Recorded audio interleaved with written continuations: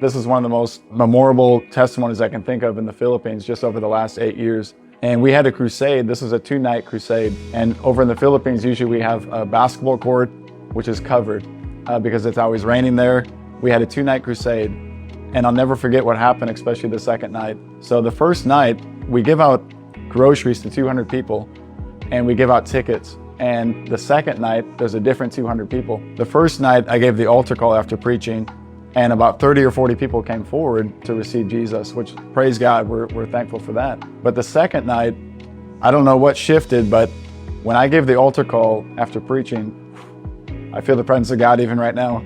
About 99% came forward, and they didn't wait. I mean, usually the Philippines are kind of shy looking around, but they all came forward at the same time. And I was like shocked because here's 200 people, maybe 250, and I opened my eyes and they're just all standing there.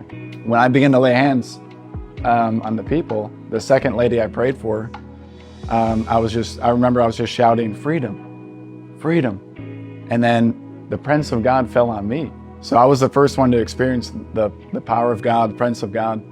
And I could not even stand. I ended up on my face, and the microphone was next to me. And after a few minutes, I stood up, and it was like a wave of just the power of God. It's like everyone we're praying for was just shaking under the power of God. And I'll never forget this. There's one little girl we have a picture of, and there's a picture of the mom around her, hand around her, and they're saying, what's wrong, it's okay. And she said, I heard a voice. I heard someone say, I love you, I love you, I love you, over and over again. And she just kept crying, and God was speaking to the little girl. And then what happened, there was a man standing outside the court. He wasn't even inside. He was standing out in the street. He laid hands on his shoulder because he had a tumor about the size of a baseball. And he was just, declaring with faith. He was a Christian. He goes home that night and nothing happened, but 2 days later, that tumor turned into water and disappeared. The reason why we know about this testimony is he came back to our church the next Sunday and he said, look, this is what happened. And he showed us on his shoulder the scar from where the tumor used to be.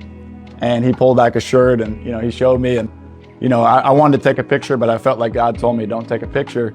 Just, give God all the glory. And there was other things that happened. I'm sure more people that got healed. But I'll never forget, especially those 2 testimonies with the girl that was crying when she heard God's voice, and then Georgie, who had a tumor and just disappeared. You hear these stories, but it's another thing when you get to see it with your eyes. So praise God.